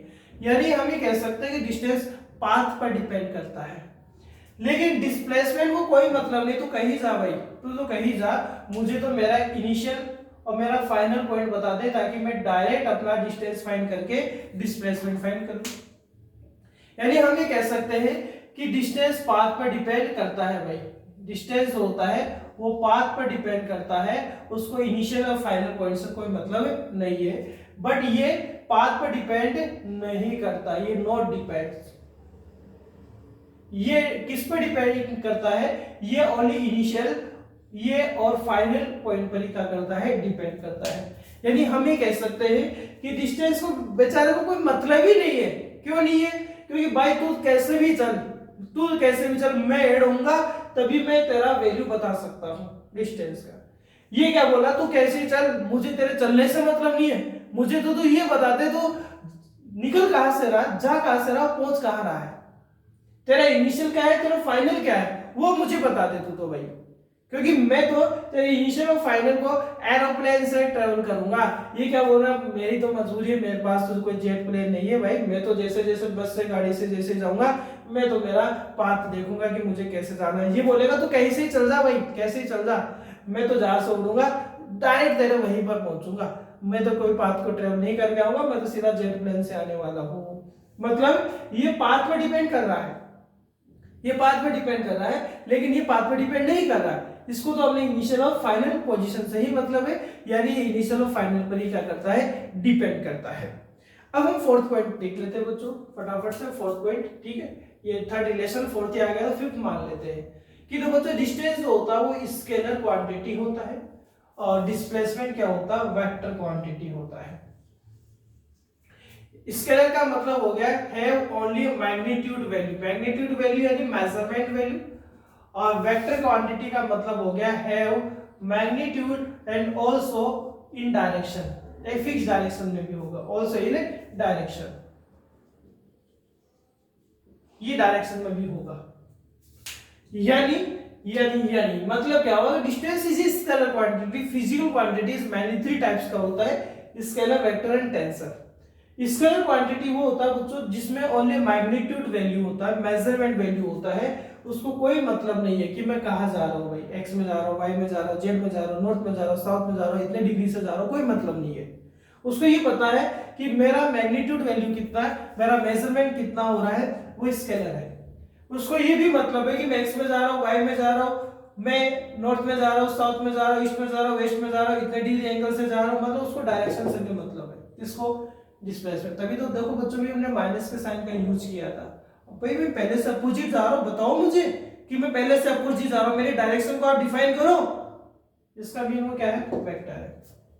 इसका मीन क्या है? वो वेक्टर है। यानी हम ये कह सकते हैं कि डिस्टेंस होता है वो स्केलर होता है और डिस्प्लेसमेंट जो होता है वो वेक्टर होता है। तो बच्चों समझ में अच्छे से ये। अब हम पढ़ते हैं बच्चों हमारे पास न्यू टॉपिक, नया टॉपिक क्या है? Speed and velocity. तो देखते हैं बच्चों स्पीड एंड वेलोसिटी को। तो चलो बच्चों अब देखते हैं स्पीड एंड वेलोसिटी को, देखते हैं क्या होता है। अच्छा स्पीड ने क्या कहा? अरे भाई डिस्टेंस, क्या कहा है स्पीड ने? अरे भाई डिस्टेंस तेरे अंदर चेंजेस कैसे हो रहा है? चलो मैं बता देता हूं कैसे हो रहा है। किसने कहा? स्पीड ने कहा। और वेलोसिटी क्या कहता है कि भाई मैं डिस्प्लेसमेंट तेरे अंदर चेंजेस बता दूंगा। और चेंजेस का मीन हो गया टाइम के रेस्पेक्ट में चेंजेस। टाइम के रेस्पेक्ट में वो कितना क्या चेंज हो रहा है। यदि स्पीड की बात करें तो वो किस में टाइम के रेस्पेक्ट में चेंज बताता है? डिस्टेंस में चेंज बताता है कि तेरा इतने टाइम के बाद में इतना डिस्टेंस चेंज हो चुका है, या तू पहले यहां था और इतने टाइम के बाद में तू इतना डिस्टेंस ट्रेवल कर चुका है। इसी तरीके से वेलोसिटी क्या कहता है? भाई देख डिस्प्लेसमेंट डिस्टेंस को तो स्पीड ने बता दिया, अब मैं तेरे अंदर चेंजेस बताऊंगा। यानी वेलोसिटी ने क्या कहा कि डिस्प्लेसमेंट तेरे अंदर टाइम के रेस्पेक्ट में क्या क्या वेरिएशन आ रहा है। तो पहले देखो इतने बजे तू यहां था, अब तू इतने बजे यहां पहुंच चुका है, तो वो चेंजेस बताने वाला क्या होगा? वेलोसिटी होगा। यानी इस तरीके से स्पीड और डिस्प्लेसमेंट में चेंजेस यदि हम बता दें तो हमारे पास मोशन डिफाइन होने लग जाता है। मोशन डिफाइन होने लग जाता है क्योंकि डिस्टेंस और डिस्प्लेसमेंट में टाइम के रेस्पेक्ट में चेंजेस आता है, तभी हम उसको मोशन कहते हैं। इसलिए हमेशा बच्चों एक चीज ध्यान रखना, स्पीड और वेलोसिटी के लिए कई बार एक कॉमन वर्ड मोशन का भी यूज हम करते हैं। यानी मैं बोलूं कि ये यूनिफॉर्म मोशन है, तो वो मोशन की बात जो की जा रही है वो स्पीड और वेलोसिटी के रेस्पेक्ट में की जा रही है। यानी मोशन वर्ड जो है मेनली स्पीड और वेलोसिटी के लिए ही यूज लिया जाता है। आप इसका स्पेशल ध्यान देंगे क्योंकि स्पीड क्या बता रहा है, चेंज बता रहा है डिस्टेंस में, और डिस्टेंस यदि चेंज हो रही है इसका मीन वो टाइम के रेस्पेक्ट में चेंजेस आप बता रहे हैं, यानी मोशन हो रहा है। आप डिस्प्लेसमेंट में बता रहे हैं, इसका मतलब वो भी टाइम के रेस्पेक्ट में चेंजेस को बता रहा है, यानी वेलोसिटी आ रहा है, तो वो भी मोशन को बता रहा है। यानी कई बार जैसे हम टाइप्स पढ़ेंगे, यूनिफॉर्म मोशन है, नॉन यूनिफॉर्म मोशन है, तो मोशन जो वर्ड होता है बच्चों वो मेनली किसके लिए यूज लिया जाता है, स्पीड एंड वेलोसिटी के लिए ही यूज लिया जाता है। तो अब हम फटाफट से स्पीड की बात कर लेते हैं। तो स्पीड क्या होता है बच्चों, डिस्टेंस में जो चेंजेस आते हैं, किसके रेस्पेक्ट में, टाइम के रेस्पेक्ट में, यानी डिस्टेंस में जो चेंजेस आ रहा है या the rate of change in distance with respect to time, यानी द रेट ऑफ चेंज एक का लिख देता हूं, in a distance with respect to time is called speed. यानी स्पीड का आपको मेजरमेंट करना है तो डिस्टेंस में टाइम का क्या करना पड़ेगा, डिवाइड करना पड़ेगा, तो ये आपके पास क्या प्राप्त होगा, स्पीड प्राप्त होगा। वेलोसिटी क्या बोला भाई, मैं तो देख तेरी जैसे नहीं चलूंगा स्पीड, मैं तो डिस्टेंस में चेंज नहीं बताऊंगा, मैं तो डिस्प्लेसमेंट में चेंज बताऊंगा, यानी डिस्प्लेसमेंट अपॉन टाइम क्या होगा, डिस्प्लेसमेंट अपॉन टाइम, यानी डिस्प्लेसमेंट में टाइम के रेस्पेक्ट में जो चेंजेस आते हैं हम उसको क्या बोलते हैं, वेलोसिटी बोलते हैं। अब जो भी अपने पास प्रॉपर्टी डिस्टेंस के लिए थी, क्योंकि डिस्टेंस ने क्या कहा, भाई देख मैं तेरी बातों मान लूंगा, डिस्टेंस ने स्पीड को क्या कहा कि भाई स्पीड में तेरी हर बात मान लूंगा, तुम मुझमें चेंज बताना चाहता है टाइम के रेस्पेक्ट में तो तू बता ले, लेकिन तुझे भी मेरी बात माननी पड़ेगी। बोले बोल, तेरी तो बात मानूंगा मैं। तो उसने कहा कि जो मेरी प्रॉपर्टी है वो तेरी प्रॉपर्टी भी होनी चाहिए, कि तू मेरे अंदर चेंज बता रहा है तो मेरे भी एक ड्यूटी बनती है कि जो मेरी प्रॉपर्टी वो तेरी भी होनी चाहिए। कैसे, कि देखो डिस्टेंस ऑलवेज पॉजिटिव रहती है, ऑलवेज इंक्रीज होती है, ना डिक्रीज होती है, ना नेगेटिव होती है, ना जीरो होती है। बोला हाँ बिल्कुल, बोले तुझे भी पॉजिटिव ही रहना पड़ेगा। तो स्पीड ऑलवेज पॉजिटिव रहती है और इंक्रीज हो सकती है, डिक्रीज नहीं होती है, और जीरो भी हाँ फिक्स तो रह सकती है बच्चों, लेकिन कभी डिक्रीज नहीं हो सकती, कभी जीरो नहीं हो सकती, ऑलवेज क्या रहती है, ये पॉजिटिव रहती है। यानी हम ये कह सकते हैं कि जो डिस्टेंस का प्रॉपर्टी है वो प्रॉपर्टी किसका रहेगा, स्पीड का भी रहेगा। ऐसे ही जो डिस्प्लेसमेंट का प्रॉपर्टी है वो वेलोसिटी का भी रहेगा। यानी वेलोसिटी जैसे डिस्टेंस ने स्पीड को एक बात बनाई, वैसे डिस्प्लेसमेंट ने भी एक अपनी बात बना ली कि तेरी प्रॉपर्टी मेरी प्रॉपर्टी, जो तेरा है वो मेरा है। तो उन्होंने कहा ठीक है भाई। तो वेलोसिटी ने क्या कहा कि चलो ठीक है मान लेते तेरी बात, तो डिस्प्लेसमेंट के अकॉर्डिंग ही वेलोसिटी का प्रॉपर्टी हम बताते हैं। यानी ये पॉजिटिव के साथ में मैं भी पॉजिटिव, मैं भी नेगेटिव एंड ऑल्सो जीरो, ये जीरो भी हो सकता है भाई, ये तीनों हो सकता है, और ये क्या हो सकता है, इंक्रीज डिक्रीज दोनों हो सकता है, ये केवल इंक्रीज ही हो सकता है। इसी तरीके से इस डिस्टेंस पॉजिटिव होती है तो बच्चों स्पीड भी पॉजिटिव है, इंक्रीज हो रही है। डिस्टेंस जैसे स्केलर होता है वैसे स्पीड भी क्या होता है, स्केलर होता है। इसी तरीके से ये कैसा होता है बच्चों, वेक्टर होता है। डिस्टेंस पाथ पर डिपेंड करता था, नहीं करता था, बिल्कुल करता था, तो स्पीड भी पाथ पर डिपेंड करता है। और वेलोसिटी जो होता है वो इनिशियल और फाइनल पोजीशन पर ही डिपेंड करता है, वो पाथ पर डिपेंड नहीं करता है। एक अब बात करते हैं इसके रिलेशन की बात करते हैं, यानी ये समझ में आ गया, स्पीड स्केलर होता है, इसका मैग्नीट्यूड होता है, डायरेक्शन नहीं होता है, बट वेलोसिटी जो होता है। हाँ एक बात और कह दूं, जैसे बच्चों हम मैग्नीट्यूड फाइंड करें, क्या फाइंड करें? मैग्नीट्यूड। मैं आपसे कह दूं कि मैग्नीट्यूड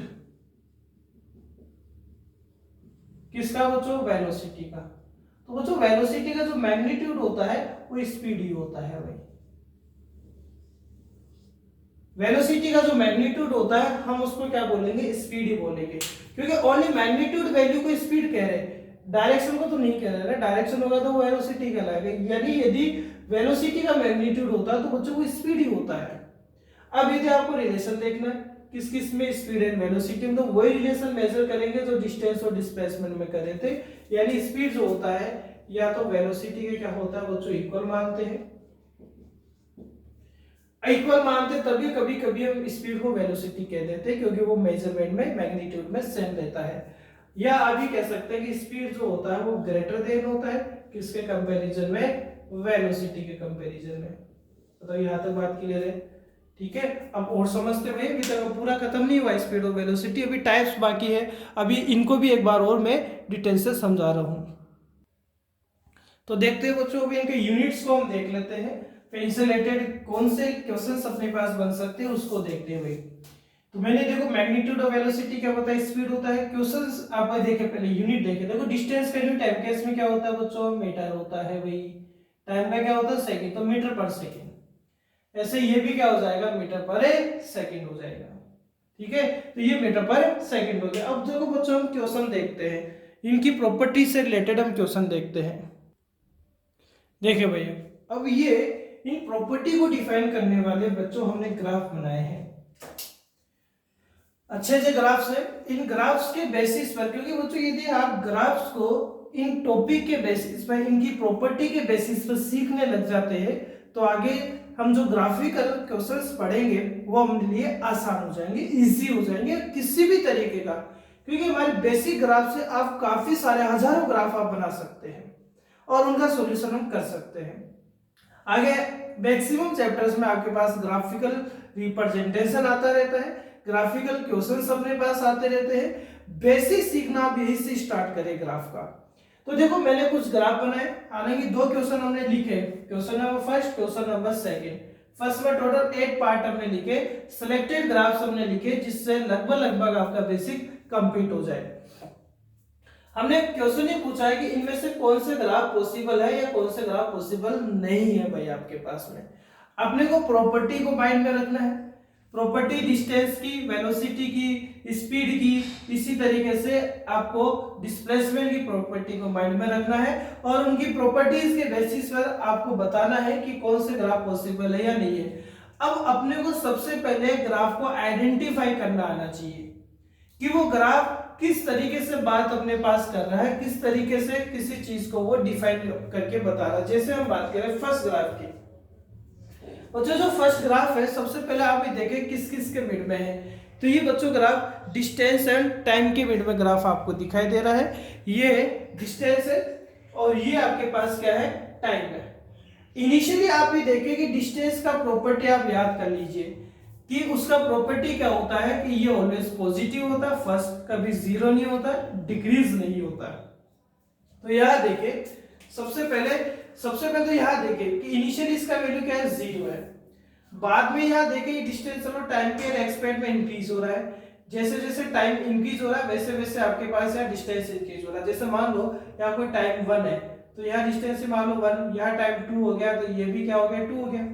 यानी टाइम जैसे जैसे इंक्रीज हो रहा है डिस्टेंस इंक्रीज हो रहा है। चलो यहां तक तो बात समझ में आ रही थी कि यहां तक हम देख रहे थे कि टाइम इंक्रीज हो रहा था, डिस्टेंस इंक्रीज हो रही थी, लेकिन अब टाइम इंक्रीज हो रहा बट डिस्टेंस क्या हो रही है? डिक्रीज हो रही है। डिस्टेंस किस साइड जा रही है? नेगेटिव की साइड जा रही है। यानी यहां क्या बात प्रूफ हो रही है? क्या हमारा डिस्टेंस का प्रॉपर्टी या 100% प्रूफ हो रहा है? क्या सही आ रहा है कि नहीं आ रहा भाई? हाँ यहां तक सही आ रहा था, लेकिन बाद में क्या पता चला कि टाइम के अकॉर्डिंग वेरी तो कर रहा है, इंक्रीज भी हो रहा है, लेकिन यहाँ के बाद में यहाँ डिस्टेंस टाइम इंक्रीज होने पर डिक्रीज होने लगे, नेगेटिव की साइड जाने लगी। भाई ऐसा तो नहीं होता है, डिस्टेंस में ऐसा कभी नहीं होता है कि आप टाइम इंक्रीज करें और यहाँ जो डिस्टेंस हो जाए वो डिक्रीज हो जाए। नहीं भाई, डिस्टेंस ऑलवेज क्या होती है? इंक्रीज होती है। यानी not possible, NP not possible graph. Second देखो मैंने मिलते जुलते ग्राफ बनाए ताकि आपको वो प्रॉपर्टी नॉट पॉसिबल है तो पॉसिबल क्यों हो सकती है वो भी आ जाए, सारी प्रॉपर्टी लगभग लगभग डिफाइन हो जाएगी। टाइम इनकी देखो, पहले बात तो डिस्टेंस का इनिशियल वैल्यू या जीरो नहीं है, जैसे मान लो या जीरो या कुछ ना कुछ वैल्यू तो होगा, मान लो 4 हो गया, तो आप टाइम देखो, टाइम इंक्रीज हो रहा है और डिस्टेंस से क्या हो रही है, इंक्रीज हो रही है, डिक्रीज नहीं हो रही, पॉजिटिव में आ रही, नेगेटिव में भी नहीं आ रही, मतलब ये पॉसिबल है ग्राफ आपके पास। यह प्रॉपर्टी 100% सेटिस्फाई कर रही प्रॉपर्टी को, तो ये ग्राफ पॉसिबल। यहां देखिए बच्चों, मैं ये नहीं हो सकता कि मैं 4 बजे, आज के दिन 4 बजे मैं यदि जयपुर हूं, तो आज ये भी नहीं हो सकता कि मैं इसी टाइम में 4 बजे इसी दिन कहा होगा, अजमेर में भी रहूंगा, भाई बिल्कुल पॉसिबल नहीं है। क्या मेरी एक ही टाइम पर 2 पोजीशन हो सकती है? क्या बिल्कुल नहीं हो सकती। कभी ऐसा भी नहीं हो सकता कि देखो घड़ी में पहले 4 बज रहे थे, अब 3 बज गए, अब 2 बज गए, अब 1 बज गए, बिल्कुल ऐसा नहीं होगा। घड़ी में जो टाइमिंग होगा ऑलवेज इंक्रीमेंट ऑर्डर में ही चलता है, डिक्रीमेंट ऑर्डर में नहीं चलता है। यहां आप देखें ग्राफ में कि डिस्प्लेसमेंट, चलो पहले क्या हो रहा था, इंक्रीज हो रहा था, बाद में डिक्रीज हो गया, तो ये प्रॉपर्टी तो सही है कि हाँ डिस्प्लेसमेंट इंक्रीज भी हो सकता है, डिक्रीज भी हो सकता है, जीरो पर भी आ सकता है। लेकिन यहां देखें, ये एक t1 टाइम मान लिया, t1 टाइम पर मेरा पोजीशन x1 है, मान लो डिस्प्लेसमेंट x1 है। इसी t1 टाइम पर देखो दूसरा पोजीशन आपको रिप्रेजेंट करवा रहा हूं मैं, और वो दूसरा पोजीशन क्या है, x2 है। इसका मतलब क्या मैं एक टाइम पर जयपुर अजमेर दोनों जगह रह सकता हूं? बिल्कुल नहीं रह सकता। इस ग्राफ से क्या मीन पता चला कि t1 टाइम पर ऑब्जेक्ट की 2 पोजीशन आ रही है, एक x1 आ रही है और क्या आ रही है, एक x2 आ रही है। इसका मीन ही हुआ कि एक सिंगल टाइम पर ऑब्जेक्ट की कभी भी डबल पोजीशन नहीं हो सकती है, वो व्यक्ति 2 जगह नहीं रह सकता। तो एक तो देखो इस वजह से ये नॉट पॉसिबल है ग्राफ। सेकेंड रीजन देखें, टाइम देखो बच्चों पहले इंक्रीज हो रहा है, देखो यहां इंक्रीज इंक्रीज इंक्रीज, लेकिन बाद में टाइम क्या होने लग गया, डिक्रीज डिक्रीज डिक्रीज। नहीं भाई, टाइम कभी डिक्रीज ही नहीं हो सकता, टाइम ऑलवेज क्या होता है, इंक्रीमेंट ऑर्डर में चलता है, टाइम कभी भी डिक्रीमेंट ऑर्डर में पास नहीं होता है। इसका मीन ये भी आपके पास ग्राफ पॉसिबल नहीं है भाई। बात समझ में आ रही है अपने पास में? ठीक है। अब यहां देखो भाई, अब ये तो इजीली पता चला पॉसिबल है, डिस्प्लेसमेंट है, जीरो भी हो सकता है, टाइम क्या इंक्रीमेंट ऑर्डर बता रहा है, साथ के साथ डिस्प्लेसमेंट का इंक्रीमेंट ऑर्डर बता रहा है, ग्राफ बिल्कुल करेक्ट है। यहां देखो, अब हम वेलोसिटी स्पीड से रिलेटेड ग्राफ आ गए। देखिए यहां टाइम बच्चों इंक्रीज, देखो यहां देखिए, यहां पोजीशन है कुछ ना कुछ, यहां पोजीशन है टाइम, अब टाइम को वाई एक्सिस पर ले रखा है, टाइम इंक्रीज हो रहा है, ये इंक्रीज हो रहा है, ठीक है। लेकिन इसके बाद आप देखिए, सपोज यह टाइमिंग 4 है, यहां से 1 2 3 ऐसे है, लेकिन बाद में टाइमिंग देखो, एक पोजीशन के बाद में टाइमिंग क्या होगी, कम होने लगी, वापस से 1 से 4 तक गया, फिर वापस से क्या आ गया, 4 से 1 यानी 0 की साइड आ गया। तो इसका मीन हुआ कि यहां तक तो टाइम क्या हो रहा था, इंक्रीज हो रहा था, यहां टाइम क्या होने लगे, डिक्रीज होने लगा। पोजीशन का मीन हो गया या डिस्टेंस डिस्प्लेसमेंट कुछ भी हो सकता है, ठीक है। लेकिन यहां एक बात अपने पास बिल्कुल सही सेटिस्फाइड नहीं हो रही है कि टाइम देखो बाद में डिक्रीज होने लग गया, बाद में टाइम डिक्रीज नहीं होगा, इसका मीन ये ग्राफ नॉट पॉसिबल। यहां देखो ये वेलोसिटी टाइम ग्राफ है, ठीक है, ये ऐसा नहीं है भाई, ये सही है, यही तक है, ठीक है।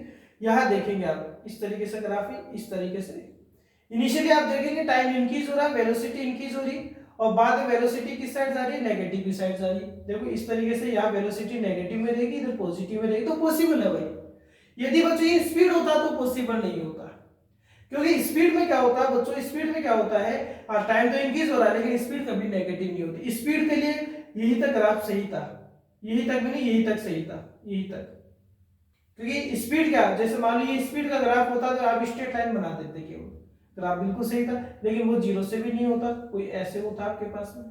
तो आपको यदि डिस्टेंस की प्रॉपर्टी समझ में आए तो स्पीड की भी समझ में आएगी, मतलब ये वाला ग्राफ आपके पास पॉसिबल है। क्यों? क्योंकि टाइम के अकॉर्डिंग वेलोसिटी वेरिएशन आ सकता है, यदि स्पीड होता तो ग्राफ पॉसिबल नहीं होता, क्योंकि स्पीड ऑलवेज इंक्रीमेंट ऑर्डर बताता, नेगेटिव भी नहीं आता, पॉजिटिव आता है। यह नेगेटिव में भी बता रहा अपना वैल्यू और इंक्रीमेंट भी बता रहा है। यहां देखिए आप, अब देखो ये एक टाइम है, इस टाइम पर देखो 2 पोजीशन आ गई, क्या ये आप ऐसे देख सकते हैं, टाइम पहले यहां से इंक्रीज हो रहा है, बाद में टाइम क्या होने लग गया, वापस डिक्रीज होने लग गया, तो ये ग्राफ भी पॉसिबल है नहीं है भाई, बहुत अच्छे से समझ में आ रहा है। तो अब देखो टाइम इंक्रीज, वेलोसिटी इंक्रीज, ये ग्राफ आपके पास क्या है, पॉसिबल है। तो इस तरीके से यदि ग्राफ्स आपके पास आ जाए तो बच्चों पहले आप माइंड में रखें कि क्या हमारी प्रॉपर्टी को डिफाइन कर रहा है, यानी जो प्रॉपर्टीज है बच्चों उनसे पूछने का क्वेश्चन जो तरीका होता है एग्जामिनर का बड़ा डिफरेंट होता है। अब बच्चों हम सेकंड क्वेश्चन की स्टडी करते हैं, सेकंड क्वेश्चन को देखते हैं और सेकंड क्वेश्चन को देखने से पहले हम सेकंड क्वेश्चन की प्रॉपर्टी के अकॉर्डिंग हम कैसे फाइंड करेंगे इसको पहले हम वो देख लेते हैं। भाई देखिए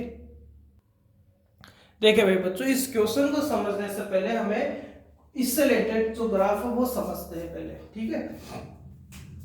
देखो बच्चों, हमें ये पता है कि यदि आप डिस्टेंस में चेंज बताएंगे, जैसे ये डिस्टेंस है, सपोज करें ये डिस्टेंस है और ये टाइम है इधर, और एक ग्राफ में ले लेता हूं यहां ये डिस्प्लेसमेंट है,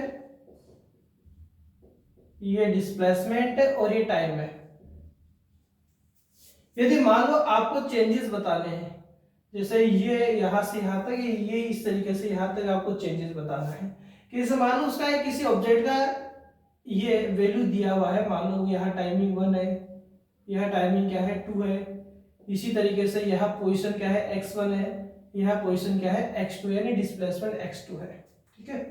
इसी तरीके से बच्चों यहाँ पर मान लो चेंजेस आपको बताने हैं, ये टाइमिंग यहाँ t1 ले लेते हैं, यह टाइमिंग t2 ले लेते हैं, यहाँ डिस्टेंस आप x1 ले लीजिए और यहाँ डिस्टेंस क्या ले लेते हैं x2 ले लेते हैं, ठीक है। अब चेंजेस बताने हैं, अब सर वो चेंजेस हम कैसे बताएं, तो यहाँ नॉर्मली यदि आपको हम देखें तो ये चेंजेस आपके पास क्या आ रहा है x2 माइनस x1 आ रहा है, x2 माइनस x1 आ रहा है, और x2 क्या उसका फाइनल पोजीशन इनिशियल। सर आप यार मिड में क्यों बता रहे हैं चेंजेस, मत बताओ, आप इनिशियल से लेकर फाइनल तक का बता सकते हो एक साथ, उससे कोई फर्क नहीं पड़ता है। आप कोई स्पेशल 2 पॉइंट्स लेकर बता सकते हो, उससे रिजल्ट पर कोई फर्क नहीं पड़ेगा अपने पास में, यदि वो यूनिफॉर्मली हो रहा है तो। अब इसी तरीके से यहाँ टाइमिंग में चेंजेस क्या आएगा बच्चों, t2 माइनस t1 आएगा, ये t2 माइनस t1 आएगा, ये t2 है और ये कौन सा टाइम है t1 है। तो आपसे पूछा जा रहा है कि आप वेलोसिटी बताइए, आप क्या फाइंड करें, आप वेलोसिटी फाइंड करें। तो वेलोसिटी क्या होता है बच्चों, चेंज इन डिस्प्लेसमेंट, यानी ऐसा लिख देते हैं डिस्प्लेसमेंट अपॉन टाइम, और बच्चों डिस्प्लेसमेंट में चेंजेस क्या आ रहा है x2 माइनस x1 आ रहा है, और डिवाइड टोटल टाइम क्या होगा t2 माइनस t1, इंटरवल से आ रहा है आपके पास में। यानी यदि आपके पास डिस्प्लेसमेंट टाइम ग्राफ दिया हुआ है तो उस डिस्प्लेसमेंट ग्राफ का टाइम के साथ में जो चेंजेस आता है, देखो डिस्प्लेसमेंट का जो टाइम के साथ में चेंजेस आता है वो वेलोसिटी को ही डिफाइन करता है। एज इट इज यहाँ चेंजेस की बात करें तो ये भी x2 माइनस x1, ये t2 माइनस t1 आएगा, और x2 माइनस x1 यहाँ t2 माइनस t1 किसको डिफाइन करेगा, यहाँ स्पीड को डिफाइन करेगा, क्योंकि वो डिस्टेंस अपॉन टाइम है। लेकिन मैं इसको यदि दूसरे फॉर्म से देखूं, ये तो नॉर्मल छोटी क्लासेस की बातें कर ली हमने कि यदि मुझे चेंजेस देखना है तो फाइनल में से इनिशियल को आप माइनस करें, टोटल वैल्यू बताएगा वो, और जिसके एक्सपेक्ट में चेंजेस देखना है, जैसे टाइम के एक्सपेक्ट में चेंजेस देखना है तो टोटल टाइम पे डिवाइड। लेकिन मान लो इसको मैं अदर मेथड से सोल्व करें तो ये वैल्यू और किस किस से आ सकता है, जैसे मुझे डिस्प्लेसमेंट और टाइम का ग्राफ हमने बनाया और उसका ग्राफ जो आ रहा है वो उसमें जो चेंजेस आ गया डिस्प्लेसमेंट में टाइम, वो वेलोसिटी को बता चुका है। ऐसे ही यार डिस्टेंस में टाइम के एक्सपेरिमेंट में चेंजेस स्पीड को बता चुका। तो एक नॉर्मल छोटी क्लासेस की बातें हमने कर ली है। लेकिन मान लो इस चेंजेस को मैं दूसरे मेथड से सिखाना चाहूँ जो हम ज्यादातर यूज लेते हैं कि ये चेंजेस मतलब ये फॉर्मूला और किस मेथड से आ सकता है, तो मैं मान लेता हूँ कि बच्चों यहां से लेकर यहां तक जाने पर जो चेंजेस आ रहा है टाइम के एक्सपेरिमेंट में वो थीटा एंगल से आ रहा है, या हम ये मान लेते हैं कि टाइम के पैरेलल जो लाइन है, टाइम के पैरेलल जो लाइन है वो एंगल कितना बना रहा है, यहाँ से थीटा बना रहा है। तो बच्चों आप यहाँ से tan थीटा फाइंड करके देखो, एक बार आप क्या फाइंड करके देखो, tan थीटा फाइंड करके देखो। और tan थीटा क्या होता है, tan थीटा होता है परपेंडिकुलर अपॉन बेस होता है। तो ये एंगल का फ्रंट साइड, क्योंकि ये 90 तो ये हाइपोटेन्यूस रहेगा, तो ये परपेंडिकुलर अपॉन बेस। और परपेंडिकुलर कौन सी साइड है बच्चों, x2 माइनस x1 ही है, इसको इक्वेशन फर्स्ट दे देते। और बेस क्या है बच्चों, t2 माइनस t1 ही है, इक्वेशन सेकंड दे देते हैं। और फर्स्ट और सेकंड से आप ये देखेंगे क्या ये दोनों इक्वेशन देखो बच्चों tan थीटा फाइंड करने से इक्वल आ गई क्या, यानी हम ये देखेंगे यदि डिस्प्लेसमेंट टाइम में आप ग्राफ बनाते हैं और उस ग्राफ का आप tan थीटा फाइंड कर लेते हैं तो वो tan थीटा किसको बताता है, वेलोसिटी को बताता है। उसी से x2 minus x1 upon t2 minus t1 आता है। और बच्चों tan थीटा फाइंड करने को कहते हैं कि आपने क्या फाइंड कर लिया है, वहां पर उस ग्राफ का स्लोप फाइंड कर लिया है। क्या फाइंड कर लिया है, स्लोप। स्लोप किसको बता रहा है, tan थीटा, और tan थीटा किसको बता रहा है, चेंजेस को। इसका मीन अपने पास ये हुआ कि यदि आप डिस्प्लेसमेंट टाइम में ग्राफ बनाते हैं तो उस ग्राफ का जो स्लोप होता है, स्लोप वर्ड हम tan थीटा के लिए यूज लेते हैं, tan के लिए यूज लेते हैं। एंगल थीटा बोला तो हमने इसको tan थीटा कह दिया। तो यदि आप डिस्प्लेसमेंट टाइम में ग्राफ बनाते हैं तो उस ग्राफ का जो स्लोप होता है वो ऑलवेज किसको डिफाइन करता है, वेलोसिटी को डिफाइन करता है। ऐसे ही यदि आप यहां स्लोप बना देंगे या थीटा बना देंगे, यहां स्लोप आप बनाएंगे तो वही यहां tan थीटा किसको बताएगा, x2 minus x1 upon t2 minus t1 को बताएगा, जो कि स्पीड होगा। यानी यहां tan थीटा किसको बताएगा, स्पीड को बताएगा। यानी डिस्टेंस एंड टाइम ग्राफ यदि आप बनाते हैं तो भाई नोट कर लेना, यदि आपको समझना है कि आया कैसे, चलिए आता कैसे। स्लोप वेलोसिटी को कैसे बताता है डिस्प्लेसमेंट टाइम ग्राफ में, स्लोप स्पीड को कैसे बताता है डिस्टेंस एंड टाइम ग्राफ में, तो मैं पूरा 100% आपको क्लियर करके ही आगे बढ़ेंगे भाई हम, क्योंकि आगे हम क्वेश्चंस करेंगे, टाइप्स करेंगे तो चीजें बहुत यूज आने वाली है अपने पास में। तो ये बात अपने पास बताओ समझ में आ रही नहीं आ रही है। तो ये x2 minus x1 t2 minus t1 equals to क्या आ रहा है, स्पीड आ रहा है। अब यदि हम बात करें नॉर्मल से, यदि बात करें तो हमें समझ में आ चुका है कि स्लोप हम इसको क्यों कहते हैं, क्योंकि चेंजेस को बताता है, स्लोप का मीन ही चेंज होता है। तो ये स्लोप चेंजेस को बताए और डिस्प्लेसमेंट टाइम का स्लोप। यानी आप या तो देखो, आपको मान लो यहाँ एंगल दे दे, जो जैसे यहाँ दे रखा है एंगल दे दे, तो आप उसको tan थीटा फाइंड कर लो तो वेलोसिटी आ जाएगा। यहाँ एंगल दे दे, आप उसका अगेन tan थीटा फाइंड करो तो स्पीड। लेकिन यदि एंगल नहीं दे तो फिर पोजीशन आपको देगा, ऐसे इस फॉर्मूले से आप फाइंड कर सकते हैं। यानी वेलोसिटी फाइंड करने के लिए आप tan थीटा फाइंड कर लो या इस तरीके से आप सॉल्यूशन कर लो, तो आपके पास क्या आ जाएगा, वेलोसिटी स्पीड आ जाएगा। तो दो मेथड अपने पास मैंने यहाँ समझा है। अब कौन से मेथड से हम ये क्वेश्चन नंबर 2 करने वाला, तो देखते हैं फटाफट। तो देखिए भाई, अभी बच्चों क्वेश्चन क्या है, क्वेश्चन ये कह रहे हैं हम कि ए और बी दो ऑब्जेक्ट है। ए जो है वो टाइम के साथ में 30 डिग्री का एंगल बना रहा है, और बी ऐसे कितना एंगल बना रहा है, 30 बना रहा है। यदि बी ऐसे 30 बना रहा है तो बी बच्चों टाइम से कितना एंगल बनाएगा, 60 बनाएगा, 30 प्लस 30 बनाएगा। हम ये कह रहे हैं कि ए का स्पीड वी ए है और बी का स्पीड क्या है, वी बी आपके पास है। तो ये वी बी नहीं बोल रहा भाई, वी बी बोल रहा हूं, ठीक है। तो ए और बी के स्पीड का क्या फाइंड करना है, रेशियो फाइंड करना है।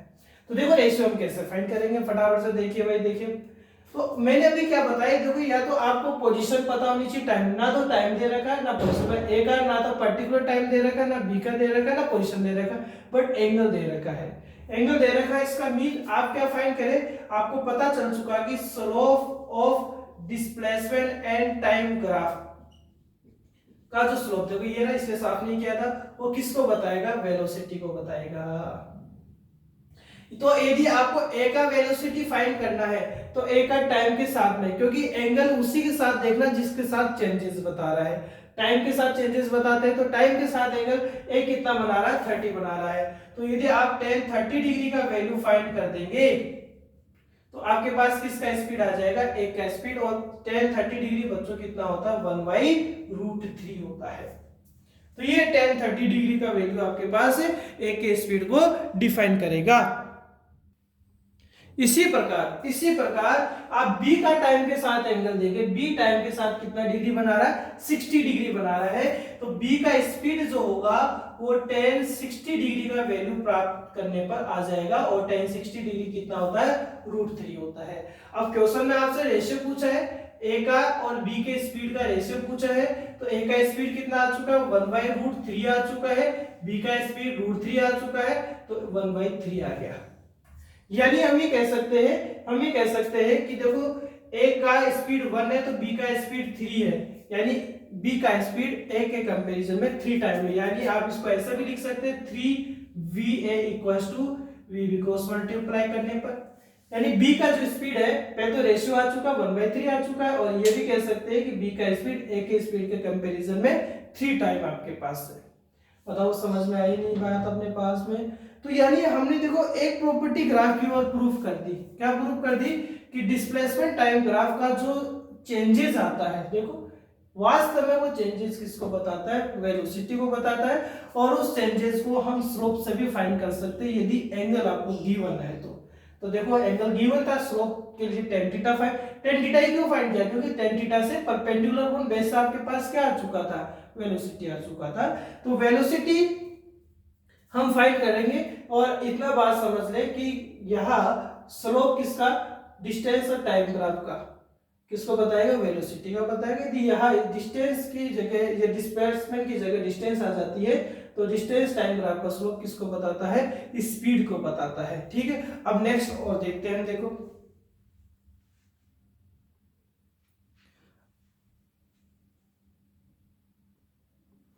अब बच्चों यदि आपको ग्राफिकल मेथड में ही पोजीशन वेक्टर फाइंड करना हो, यानी हम फाइंड करना चाह रहे हैं, हम यहाँ फाइंड द पोजीशन वेक्टर, आगे बहुत यूज आने वाला भाई बाय ग्राफिकल मेथड या बाय कोऑर्डिनेट्स का। तो यहाँ ये चीजें छोटी छोटी चीजें बहुत यूज आएगी। मैं मान लेता हूँ कि बच्चों दो पोजीशन है किसी ऑब्जेक्ट की, एक ए पोजीशन है एक बी पोजीशन है। ए पोजीशन का कोऑर्डिनेट x1 y1 और z1 है, ठीक है, x1 y1 z1 है। बी का पोजीशन x2 y2 और क्या मान लेते हैं, z2 मान लेते हैं। 3D में देख लेते हैं, ठीक है। ये पोजीशन क्या है बच्चों, r1 ले लेते हैं या ra ले लेते हैं, ये rb ले लेते हैं, ठीक है पोजीशन। तो इस a से b का पोजीशन वेक्टर आप कैसे फाइंड करेंगे, कैसे फाइंड करेंगे, तो देखिए आप, अब मैं मानता हूं a से b का पोजीशन वेक्टर बच्चों rab आपके पास है। तो RAB तो यहाँ एक ट्रायंगल मेथड का यूज करेंगे जो हम वेक्टर में पढ़ेंगे भी भाई, या इसलिए बता रहे क्योंकि इससे रिलेटेड क्वेश्चन अपने पास अभी से ही स्टार्ट हो जाते हैं आने। तो पोजीशन वेक्टर कैसे फाइंड करेंगे, x कोऑर्डिनेट में से x कोऑर्डिनेट को माइनस करेंगे, यानी x1 माइनस x2 पढ़ रखे होंगे आपने मैथमेटिक्स में। फिर आप y में से किसको माइनस, y1 में से y2 को माइनस करेंगे और z में से किसको माइनस करेंगे, z2 को माइनस करेंगे। ये आपके पास क्या आ जाएगा, इसका पोजीशन वेक्टर आ सकता है। यदि हम नॉर्मल से बात करें, नॉर्मल से कि सर आपने x1 में से x2 को क्यों माइनस किया, क्योंकि a से b की साइड में आपने एरो बता रखा है, यानी a से b की साइड में चेंजेस बताने हैं, तो हमने x1 माइनस x2 कर दिया है। तो इस तरीके से आप इसका पोजीशन वेक्टर बच्चों क्या कर सकते हैं, फाइंड कर सकते हैं। लेकिन यदि हम इसको नॉर्मली देखें, क्योंकि आपने a से b तक एरो बता रखा है, तो a से b के एरो में आपको चेंजेस a से b की साइड में बताना है। तो ये बच्चों ये आएगा आपके पास में x2 माइनस x1, ठीक है, थोड़ा सा मिस्टेक हो गया, देख लेंगे, y2 माइनस y1 और z2 माइनस z1, क्योंकि ट्रायंगल मेथड से हमने ये देखा। ट्रायंगल मेथड क्या कहता है बच्चों, आपको ट्रायंगल मेथड ये कहता है कि देखो तीन ये ट्रायंगल बन रहा है, इस ट्रायंगल में आप ये देखेंगे ये वाला एरो और ये वाला एरो आपको सेम डायरेक्शन में, देखो ऐसे बिल्कुल सेम दिख रहा है। तो इन दोनों का सम मतलब RA का और RAB का जो सम होगा बच्चों, वो ये देखो ये बेचारे दोनों, ये मान लो कोई पाथ है आपके पास, इस पाथ पर देखो ये तो ऐसे चल रहे हैं, ऐसे, ये तो दोनों कौन कौन, A वाला और AB वाला तो दोनों सेम डायरेक्शन में चल रहा है, लेकिन B वाला इनके अपोजिट आ रहा है, तो इन दोनों का सम B के अपोजिट होगा। अब आपको RAB आपको चाहिए, तो आप RB में से किसको माइनस कर देंगे, RA को माइनस कर देंगे, ठीक है। पहले मैं डायरेक्ट लिख दिया था तो थोड़ा सा कंफ्यूजन हो गया था। तो ये यदि हम बात करें आपको ए से बी तक की डायरेक्शन में, ए से बी तक की डायरेक्शन में क्या फाइंड करना है, इनका मिड का डिस्टेंस फाइंड करना है, और इनके मिड के डिस्टेंस को बच्चों आप क्या कहते हैं, डिस्प्लेसमेंट वेक्टर कहते हैं। क्या बोलते हैं, तो डिस्प्लेसमेंट को यदि आपको कोऑर्डिनेट्स की फॉर्म में फाइंड करना है तो हम उसको फाइंड करते हैं। तो ये कैसे लिखा जाएगा, आरबी यानी देखो ये रहा x2, तो x2 में से x1 को माइनस करेंगे, y2 में से y1 को और z2 में से ये, इस तरीके से आपके पास आ जाएगा। और वेक्टर फॉर्म में तो x की डायरेक्शन को आप i कैप लिख देते हैं, इसको j कैप लिख देते हैं, इसको k कैप लिख देते हैं। ये यूनिट वेक्टर होता है जो इसकी डायरेक्शन को रिप्रेजेंट करता है।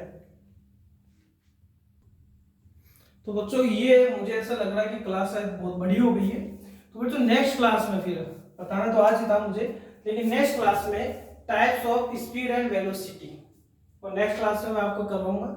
और साथ के साथ क्योंकि types of speed and velocity में बात कर लेता हूँ कि क्या क्या पढ़ाने वाला हूँ नेक्स्ट क्लास में। Types of speed and velocity में टोटल 4 टाइप पढ़ेंगे।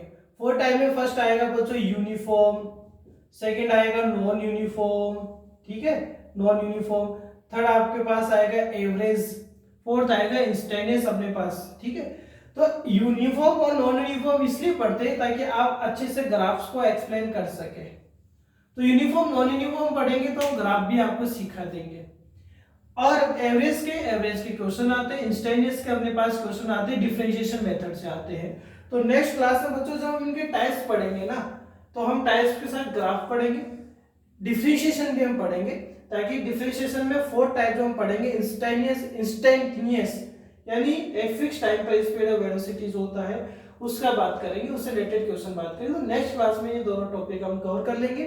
साथ ही साथ इनसे रिलेटेड बहुत सारे क्वेश्चंस अपने पास आते हैं, वो भी तो नेक्स्ट क्लास में तो बच्चों यही हो पाएगा, क्योंकि अभी क्लास के लिए इन दोनों को पढ़ाने के लिए भी कम से कम अपने पास 60 to 70 मिनट की क्लास होती है, जो काफी बड़ी हो जाएगी। तो नेक्स्ट क्लास में इसको एक्सप्लेन हम कर देंगे, ठीक है। थैंक यू बच्चों।